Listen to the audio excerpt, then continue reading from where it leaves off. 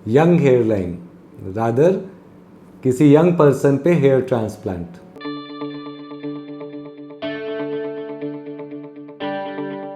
मैं doctor Arvind Poswal, doctor S clinic new Delhi से। आज हम इस टॉपिक पे आपके साथ बात करेंगे। अब कोविड के दौरान में हमने देखा है बहुत यंगस्टर्स के भी बाल बहुत ज़्यादा जा रहे हैं। वैसे भी रहता है कि 30 साल से नीचे के तो मेजॉरिटी ऑफ पेशेंट्स आते हैं कि हाँ हमारी शादी नहीं हुई, जॉब करनी है, अलग अलग चीज़ें हैं और अभी बाल चले गए। और जब से ये शैम्पू वगैरह सल्फेट कंटेनिंग शैम्पू ज़्यादा चले हैं तब से कम 10 साल पहले हेयर लॉस हो रहा है कंपेयर टू जो पहले वाले जनरेशन में होता था। इनफैक्ट प्रूफ के लिए आप अपना ही फैमिली में देखिए, आपके नाना दादा मामा इनका देखेंगे और पूछिए क्या क्या इनका हेयर लॉस जिस एज पे शुरू हुआ और आपका सेम है क्या। तो आप ज़्यादातर दिखेगा कि आजकल जनरेशन में हेयर लॉस कम से कम 10 साल पहले होता है। तो नेचुरली हमें डॉक्टर्स को भी अपना ट्रीटमेंट का गाइडलाइंस उस हिसाब से मॉडिफाई करना पड़ता है। तो मैं आज आपको यंग हेयर लाइन कब हम कर सकते हैं और उसके लिए क्या क्या ज़रूरत होता है। सबसे पहले तो उसके लिए डोनर देखना होता है हमको। चाहे आपका कितना भी उम्र हो, चाहे आप 22 साल के हैं या 62 साल के हैं, डोनर हेयर एक लिमिटेड क्वांटिटी में होता है। यानी हमारा बॉडी पे, दाढ़ी पे, सर पे जो बाल हैं एक लिमिटेड क्वांटिटी है। यहाँ से अगर मैंने ले लिया जो रूट, वो यहाँ पे दोबारा नहीं उगेगी, नई जगह पे उगेगी। तो नेचुरली जैसे पेशेंट आता है तो सबसे पहले तो मैं यही पूछता हूँ कि ठीक है बताओ भाई घर में कितना हेयर लॉस होता है। हो सकता है वो 25 साल का हो, 26 साल का हो, थोड़ा सा हेयर लॉस हुआ यहीं तक, ठीक है। अब उस सिचुएशन में अगर हम उनसे पूछेंगे और वो मुझे बताते हैं कि हाँ हमारे घर में नाना को, दादा को, फादर को पूरा हेयर लॉस है, सिर्फ इतना सा बचा है, तो नेचुरली मैं ट्रांसप्लांट करने से पहले उन्हें बोलूँगा चलो रुको ज़रा हमें देखने दो तुम्हारे पास डोनर हेयर कितना है। यानी कल को बाल और चले भी गए तो इतना डोनर हेयर है, तब हम चेक करेंगे। ऑफ कोर्स ये हिस्सा तो हम चेक करेंगे ही कि इधर पे घने बाल हैं। दूसरा हम चेक करेंगे कि दाढ़ी में, छाती पे अच्छे घने बाल, मोटे बाल हैं या नहीं। क्यों? क्योंकि हम लॉन्ग टर्म में सोचेंगे। आज आप हो सकता है 26 साल के हो, आज थोड़ा हेयर लाइन गया है, आज हमने ट्रांसप्लांट कर दिया, कल को लेकिन अगर बाल और गया तब हमको क्या करना है। तब हम ये वाले बाल भी हमारे रिजर्व में हैं जो हम यूज़ कर सकते हैं। ऐसा नहीं है कि हम बीच में फंस जाएंगे कोई सिचुएशन में, ठीक है। और सेकंड क्या होता है, अब सपोजिंग आपको यंग हेयर लाइन चाहिए लेकिन अभी आप हो गए 28-30 साल के और हेयर लॉस हो गया पूरा यहाँ से यहाँ तक, तो अगेन सेम सिचुएशन आ जाता है। अब यंग हेयर लाइन तो मैं दे दूं लेकिन सिर्फ 2-3 इंच आगे हेयर लाइन दे के पीछे खाली तो अच्छा नहीं लगेगा, तो हमको डोनर हेयर भी इंतजाम करना पड़ता है। तो सबसे पहली चीज़, जब भी हमको एक यंग हेयर लाइन बनानी है, चाहे वो पेशेंट 22 साल का हो, तब भी हमें उसका डोनर पूरा चेक करना है। क्योंकि जो डोनर हेयर इस उम्र में है वही डोनर हेयर आपका 42 की एज में होगा, वही डोनर हेयर आपका 62 की एज में होगा। वो डोनर हेयर बढ़ने वाला नहीं है। तो वो पूरा हमने प्लान बना लिया। सपोजिंग हमें पता चल गया कि हाँ इसका तो दाढ़ी भी अच्छा है, छाती पे भी बाल हैं, आराम से 10 से 15 हज़ार ग्राफ्ट अवेलेबल हैं। इतना एक डॉक्टर का भी फ़र्ज़ बनता है बताना, मैं तो बताता हूँ, और पेशेंट को खुद भी देखना चाहिए। जब हमें ये पता चल गया हाँ हमारे पास 10,000 ग्राफ्ट है, तब फिर आपको और मेरे को चिंता नहीं होती कि हाँ आगे हम लगा ले 2-4 हज़ार ग्राफ्ट हमारे पास आगे के लिए भी बचे हुए।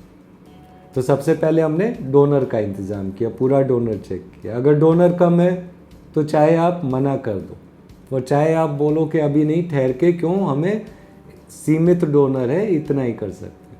बस अच्छी बात यह है कि ज़्यादातर नॉर्थ इंडिया से लेके साउथ इंडिया और वेस्ट इंडिया तक बाल की डेंसिटी और घनापन और दाढ़ी के बाल और बॉडी के बाल बहुत मात्रा में होते हैं, तो हमें उसकी चिंता करने की ज़रूरत नहीं है। लेकिन ये चीज़ का ज़रूर ध्यान रखना है कि अगर आपको यंग हेयर लाइन चाहिए और अभी आप खुद भी यंग हो, तो अगर प्लान करके रखो कि हाँ फ्यूचर में अगर कल को अपना बाल कोई थोड़ा और गया तो समय रहते हुए और बाल ट्रांसप्लांट कर लेंगे। तो यंग हेयर लाइन के लिए पहले तो यही ज़रूरी है। दूसरा चीज़, पेशेंट को भी समझना ज़रूरी है। अब अगर मैं बोलता हूँ किसी को उसका यहाँ से यहाँ तक लेट से आधा हेयर लॉस है, आधा गंजापन है सर का, तो हो सकता है मैं बोलूँ सोच के कि इसे भी मेरे जैसी हेयर लाइन चाहिए हो कम से कम, और इसमें कम से कम नहीं तो 4000 ग्राफ्ट तो लगेगा। अब उसी की जगह आप कहीं और जाते हैं और वो सोचते हैं मन ही मन में कि नहीं इनका ऊंचा हेयर लाइन रखते हैं, चलो इतने में तो 2000 में ही हो जाएगा और डेंसिटी भी बहुत घना नहीं देने की ज़रूरत।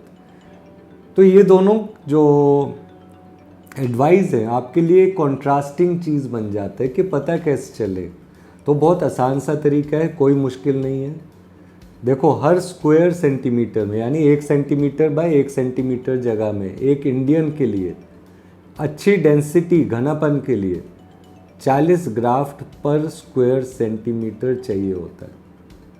तो आपने यहाँ स्केल रखना है, नाप लेना है, इधर नाप लेना है, आपको एरिया बहुत आसानी से पता चल जाएगा और उस हिसाब से आपको अंदाज़ा भी हो जाता है कि हाँ इतने बड़े एरिया में भाई 2000 ग्राफ्ट से तो कुछ भी नहीं होगा। फिर दूर दूर करके अगर कोई बाल लगा भी दे, क्योंकि कई बार पेशेंट यही चीज़ में कंफ्यूज रहते हैं कि जी डॉक्टर साहब आप तो बोल रहे हैं कि इतने ग्राफ्ट, आप बोल रहे हो 4000 या इवन 5000, और कहीं मैं जाता हूँ वहाँ बोलते हैं सिर्फ 2-2500। तो इसमें दो चीज़ों का होता है, जब भी करवाओ चाहे आप कंसल्टेशन कराओ, एक तो आपको पता होना चाहिए कि हेयर लाइन कहाँ बनने वाली है, यहाँ बनने वाली है या यहाँ बनने वाली है। ठीक है, ऐसे ऊंची हेयर लाइन है तो नेचुरली कम ग्राफ्ट लगेगा। और दूसरा होता है कि आप खुद भी बता सकते हो कि आपको कैसा हेयर लाइन चाहिए। अपना पुराना फोटोग्राफ अगर कोई हो आपके पास, जरूरी नहीं है बिल्कुल बचपन का 8-10 साल का, लेकिन फिर भी यंग समय का फोटोग्राफ हो, उससे भी काफ़ी अच्छा आइडिया मिल जाता है। तो पहले हमने डोनर हेयर चूज़ किया, फिर हमने अपने लिए हेयर लाइन चूज़ करना है। यंग हेयर लाइन की कुछ खासियत होती है। एक तो जैसे जितना हमारा ये हिस्सा है इस चेहरे का, इसका आधा ये हिस्सा होता है, यानी इतना हिस्सा जरूर छोड़ना है। अगर ये 14 सेंटीमीटर है तो कम से कम 7 सेंटीमीटर छोड़ना है। दूसरा, हेयर लाइन जो होती है वो आपके आईब्रो के बराबर जाएगी।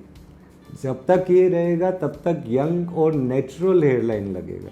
जिस दिन ऐसे बना दिया कि भाई यहाँ भी बाल लगा दो, उस दिन आपका नेचुरल लुक आएगा। तो यंग हेयर लाइन एक बहुत आर्टिस्टिक चीज़ होती है, हर किसी के बस का नहीं होता। इसीलिए जब भी यंग हेयर लाइन के लिए प्लान करें तो अपना खुद भी मार्क करो, डॉक्टर से भी पूछो, और जहाँ भी जाओ उनके रिजल्ट्स देखो पेशेंट के, क्या ठीक है हमें देखने दो यंग में कैसा लगता है।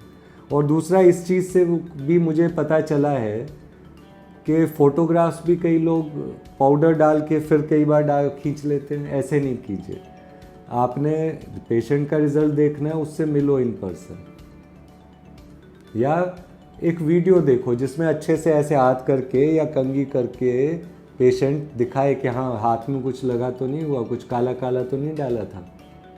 क्यों, एक ट्रांसपेरेंसी ज़रूरी होती है इसमें, सच्चाई, आर्ट और साथ में सच्चाई ज़रूरी है। हेयर ट्रांसप्लांट में डेंसिटी भी चाहिए, नेचुरलनेस भी चाहिए और बहुत सारे बाल चाहिए। अब जब बहुत सारे बाल चाहिए होते हैं तो वो 2000 ग्राफ्ट में नहीं हो पाते पूरे। ठीक है, तो इस चीज़ को आप अच्छी तरह से अगर करेंगे तो आप यंग उम्र में अगर हेयर लॉस हो रहा है, लेट से 22 साल में, 24 साल में, 26 साल में, और आपका अभी शादी की भी प्रॉब्लम हो रही है, तो ऐसे नहीं है कि आप ट्रांसप्लांट नहीं करा सकते। आप जाइए, अपना ग्राफ्ट डोनर रिजर्व चेक कराइए कितने डोनर हैं आपके पास, और फिर बेझिझक होकर एक अच्छा सा हेयर लाइन लीजिए। बल्कि मैं कहूँगा अपने आप चुनिए कि कैसी हेयर लाइन चाहिए और डॉक्टर को बताइए, मुझे बताइए कि मुझे वरुण धवन जैसी हेयर लाइन चाहिए या मुझे शाहरुख खान जैसी भी हो सकती है। क्या है उसमें, यहाँ से इधर तक बाल आता है, डायरेक्शन एंगल अगर सही रखें, लेकिन उसमें क्या होता है प्रॉब्लम, अब शाहरुख खान जी के पास तो कुदरत के दिए हुए बहुत सारे बाल हैं, तो आपके पास उतने डोनर हेयर है कि नहीं है वो मुझे देखना पड़ता है, और ज़्यादातर लोगों के पास कई बार उतना डोनर हेयर नहीं होता। तो अगर उतना डोनर हेयर है तो अपने मनपसंद हेयर लाइन और अपने फेवरेट फिल्म स्टार की हेयर लाइन लाइए। हम बताएंगे आपको अगर हम कर सकते हैं और ज़रूर करके देंगे। Thank you.